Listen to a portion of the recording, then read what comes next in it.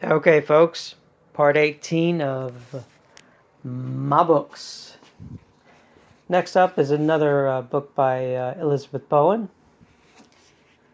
The House in Paris. This is a pretty neat volume. Look, Edith Horowitz, April 1936, I think, yeah. Because the book, which is very nice, it's very nice. To the north, published by, I don't know. The House in Paris. Okay, and here it is. New York, Alpine North, 1936. And I believe, yeah, this is the first edition. Yeah, the disclaimer at the front. I haven't read this book yet, but it seems very interesting, and I'm probably going to be reading it in January. And next up is another book by Elizabeth Bowen. This is a more recently published book. Elizabeth Bowen, The Death of the Heart. Wonderful title. Holiday season type thing. Like the painting. And haven't read this one yet. Again, 3 parts. The world, the flesh, the devil. The devil. Nice book. Nice paperback by, I think, Anchor Books, yeah. Hold on. Un momento. Por favor. Okay, now we go down to the second shelf, and I'm going to get to the top-end books. Okay, first up is a book by Ambrose Bierce. Collection of short stories, tales of soldiers and civilians, and other stories. And Bierce is not only a funny guy, but he wrote great short stories. And of course, the famous one is, where is it at? Chickamauga's. The Currents at Whatchamajigger Bridge. That's what I call it, because I can't pronounce that. No, Owl Creek. And pretty good stuff. Penguin edition. Pretty nice. Here's a mid-cult book here. Popular book at one time. Neil Postman, Technopoly, The Surrender of Culture to Technology. I don't remember the part where anybody signed a surrender treaty or anything. Of course, there's fealty to marketing and wanting to have the newest gadget and stuff like that. But this Technopoly is basically a dystopian thing about the warnings of technology and all this other stuff and how they're taking over, which is, it has it, when you talk about mass surveillance and stuff like that, it has sort of resonance, but it really doesn't tackle that angle too much. It's more about, other things. Okay, here's a classic, Oliver Goldsmith, The Vicar of Wakefield. Very famous book,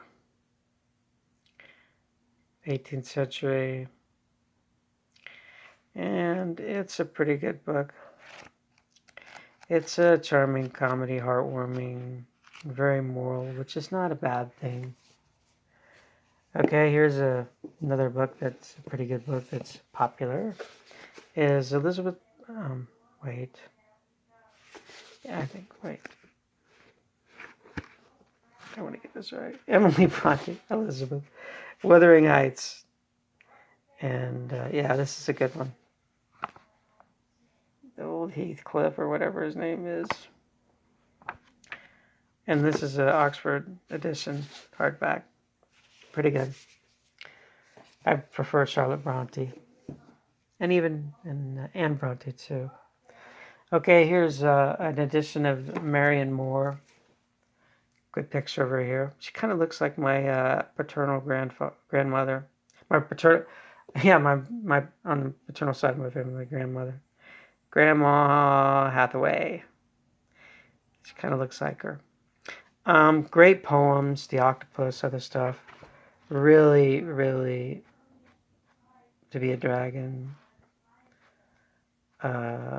Just really neat stuff. And Octopus, pardon. A Grave, When I Buy Pictures, Critics and Connoisseurs. pedantic literalist. Hello. Good stuff. Marion Moore. Even her collected letters are very good, which I think I have a volume of somewhere. And the next one up is a very famous scandalous lady who was connected with who was a paramour of Lord Byron. This book's dusty as hell. No, it isn't. That's just there's a picture of Byron. It's called Glenarvan by Lady Caroline Lamb. And this is a pretty good book. And of course, the character Byron figures heavily in this book as a Lord Avondale, I believe. Yes. Oh no, he's Glenarvan, or however you pronounce it. Pretty good book, page turner. Lady Caroline Lamb. Not only was she a scandalous lady, but she could write a pretty good novel. Okay, another one. This is one of Thackeray's lesser known but really good books. I mean, I wouldn't say it's as good as Vanity Fair, but it's Henry Esmond, and it's a pretty good thing. This is the English Classics. I believe this is a school edition. Yeah, let's see. And this was with helps to study, edited for school use. Oh, that's not good, especially from a guy from Yale. Oh. And this was published in 1920, copyright 1902. And here's the first preface. Yeah. And I don't like that they edited it. Okay, the holidays. They're fun times, folks. This is a rather voluminous work, as a lot of Thackeray's books are, like the Pendenings and other ones. Even Vanity Fair is a pretty fat book. Good stuff. Not very humorous. More like a historical novel. Okay, next up is a classic. Great book. I mentioned it yesterday when I was talking about Armadale by the same author. Wilkie Collins, The Moonstone. And this is an outstanding novel. I really can't say enough about Moonstone. It's a detective novel. Probably one of the best detective novels ever written. Really good. And these Oxford World Classic hardbound smaller editions are really neat. Really, really neat. I highly recommend them. Another one is another book. One of my favorites is Stephen Jay Gould's The Mismeasure of Man. And he talks about the history of eugenics and the history of measuring skulls and determining intelligence from size of brains and size of skulls and all this other crap. And then he also, at the end, towards the end, he goes against the theory of IQ as if it can be measured, potential. And it's a really excellent book. And Stephen Jay Gould writes really well in an engaging fashion, even though he's writing a scientific book. I really enjoy I have some other of his books, and he writes really well. He's a really, really entertaining, and and nowhere does he put on airs or stuff or act like he's a know-it-all. And it's good stuff. Really like him. Okay, now to the second row. And I will start off with... hold on a second, I'm going to move some books here.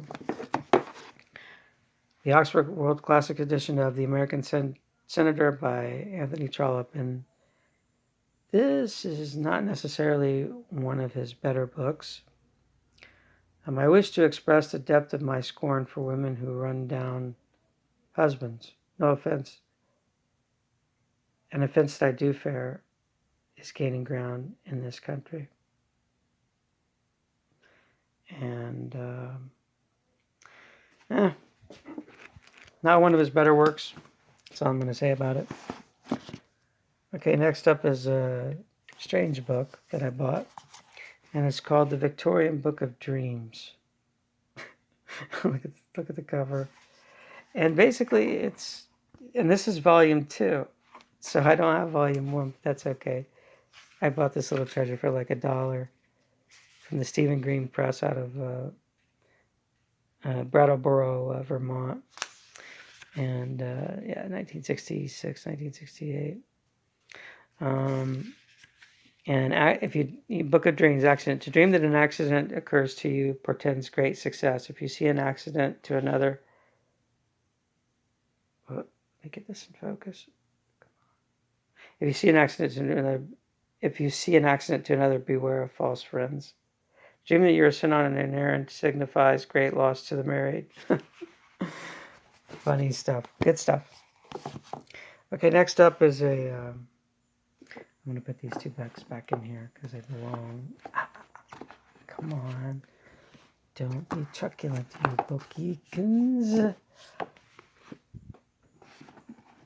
Oh, Lord. Okay, good. Okay. Now, next up is a double shot of Plato. The famous Timaeus and Critias, which gave us the myths of Atlantis and how it was arranged and other stuff. And that's Timaeus. And then Critias is unfinished and expounds the nature of the lost continent's ideal society. So both of these both of these dialogues involve the lost civilization of Atlantis. And there you have the famous painting. Well, it's a fresco. And Plato's pointing up, and Aristotle's going, whoa, boy, and he's getting down to earth. Good stuff. Okay, next, and then after that is one of probably Plato's best dialogues, is sometimes called The Banquet, The Symposium. And this is an outstanding read. Even if you don't like philosophy or anything, it's very entertaining. You get characters like Alcibiades and others, and it's just the characters in here are really great. And some of them are the first-rate people in the Athenian society at the time, and they discuss the nature of love. And it's really an impressive work, and a very short work. But in that short work, it's a high density. There's a lot of information, not information, but a lot of wisdom in it. Okay, next up, Antonio Gramsci, The Modern Prince and Other Writings. Pretty good stuff. Of course, a lot of it is tinged towards the Marxist side.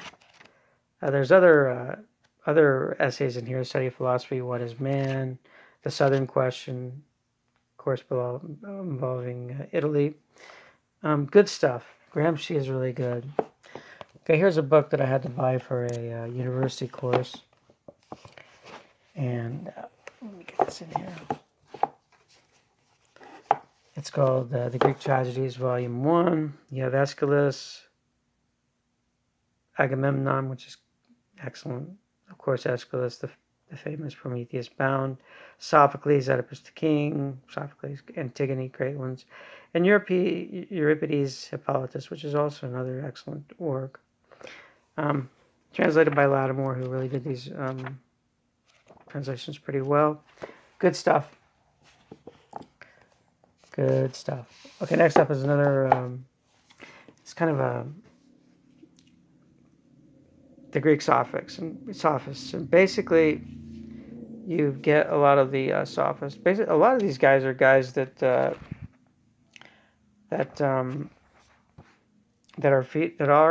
featured in Plato's dialogues as being some of these guys as being Critias of Athens, Timaeus and Critias, and a lot of these guys are in the characters in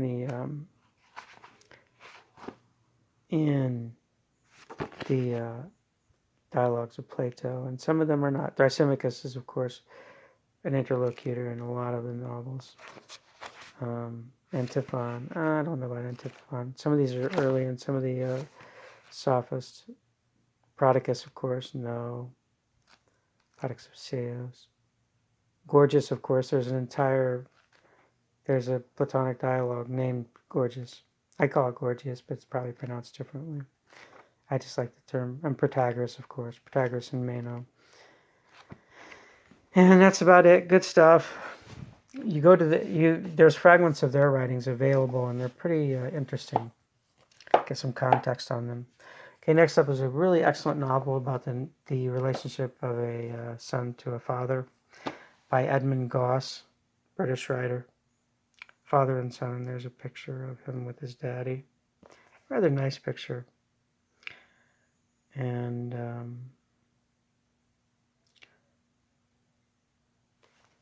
hold on a second, let me see something. Yeah. His dad was an eminent zoologist and fanatical fundamentalist Christian at the same time. Wow, what a balance. And of course, Goss wrote, he was an admirer of pre-Raphaelite poetry, and he wrote verse and published on viol and flute and collected poems too. He had many interests. He was interested in Scandinavian literature, etc. And basically, this is a tale about how he began to fashion his own life as a response to his father's upbringing, which he resisted in many ways, and in other ways accepted. It's a pretty balanced work. I mean, it's not necessarily. He's not necessarily there's no antipathy towards his father. There's just he chose a different route. Okay, here's a contemporary. This is a great poem, long form poem by John Gower, Confessio Amantis, Confessions of Lover or Love, the Lover's Shrift as they call it. This is a pretty good work, and it's not as recognized as Chaucer. And of course, Chaucer was great. I mean, no, I'm not saying that anyone is better than the other, but the Gower's work stands up pretty much as good or almost equal to Chaucer's. And this book is rather interesting. Pretty good poetry, good stuff. Okay, here's another Stephen Jay Gould book, Ever Since Darwin, Reflections in Natural History. And these are a collection of essays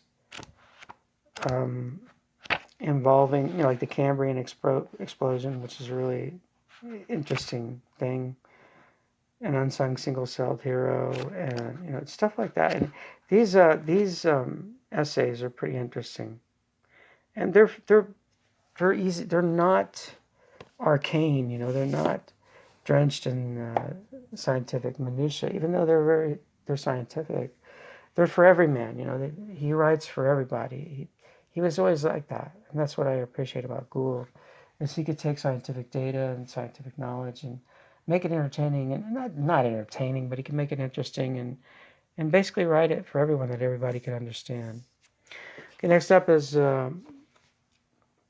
pretty much a Günter Grass, My Century, the famous author of The Tin Drum.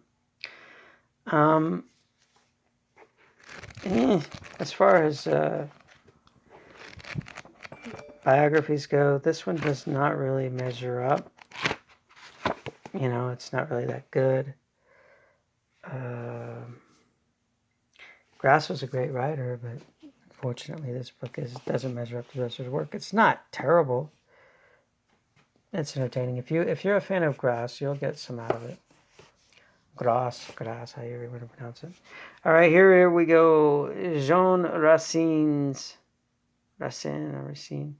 Andromaque, translated in English verse by Richard Wilbur. And this is an excellent translation of one of Racine's best. There's the handsome Mr. Richard Wilbur, and then in nature, the flora just springing around him like he's a Proserpine or whatever, a god of nature. Good stuff. Okay, I got 2 more to go. 3. All right, here we go with Ibsen, The Master Builder, Ross Meerschaum, Little Eof, John Gabriel Borkman. Yeah. Ibsen does get tiresome, but in some parts he's really pretty good. He's either or in the same work. It's good stuff, though. I'm glad I have it. Wouldn't highly recommend it, but hey, you could get it. You might enjoy it. All right, this is a outstanding medieval work. The Ship of Fools by Sebastian Brandt, translated into rhyming couplets. And it's got woodcuts, which I always love. I love medieval woodcuts because they are so hilarious. They are so good. They have so much character in them. Look at that. I mean, come on. Look at that. Of course, fools, Of course, meaning, doing evil and not being on guard, And this is a delightful volume. I mean, I don't mind having it. On forgetting oneself. Of forgetting oneself, of course. Really good stuff. And it's written in poetic form. Marrying for the sake of goods. Funny stuff. Bad example of parents. There we go. Of patients who do not obey their doctors. Hey, how about that? Well, nowadays, there's, the only thing is they give you a prescription. Of insolence toward God. Whew. It's a bad one. Of innovations. Very, they even have a prologue to all lands in holy writ abound, and works to save the soul are found. The Bible, Holy Father's lore, and other such in goodly store. So many that I feel surprised to find men growing not more wise, but holding written lore in spite. The whole world lives in darksome night, in blinded sinfulness persisting, while every street sees fools existing. Who knows but folly to their shame, yet will not own to folly's name. Great stuff. Ship of Fools, Sebastian Brandt. If you can find it, get it. It's pretty hilarious. I'm telling you, the Middle Ages is full of great stuff. Middle Ages into the, what they call the Renaissance, which really wasn't a Renaissance, folks. Come on, let's be honest. Okay, Plautus, 4 comedies. Plautus, 4 comedies. These are really good. The Braggart Soldier, the Brothers Monachmus, of course. Shakespeare used the Brothers Monachmus to make up a play. Comedy of Errors, of course. Moliere's The Miser is based on these originals. I believe the Pot of Gold. And this is good stuff. I mean, Plautus is really funny. His novels have a lot of have great pace, and they're not overly short, but they're not long, and yet you read through them and it's just like that because they're so entertaining and engrossing and funny, and the dialogue is very sharp, very urban, in the sense of big city. The flow of it, there's a lot of quickness to it, quick wit stuff. Not that country people are not that way. It's just different. Different pace.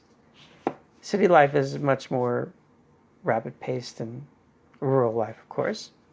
And next up is I like this collected stories, Paul Bowles. I like this little, I don't know if it's a mandala or whatever, but this design in the front. I don't know if it's an occult thing to try to get me to hypnotize me. No, I'm just kidding. But this is Paul Bowles' Collected Stories, 39, 1976. Introduction by Gore Vidal, which I like Gore. I mean, his palimpsest, his great autobiography is pretty neat. And some of these stories are really good. And some of them are meh. And then next up, come on. Oh, gosh, I hate this. This is when you have too many books, this is just the case. Oh, I got it in there. Next up is, of course, his famous novel, The Sail-Plane Sky. Got the vintage edition, of course.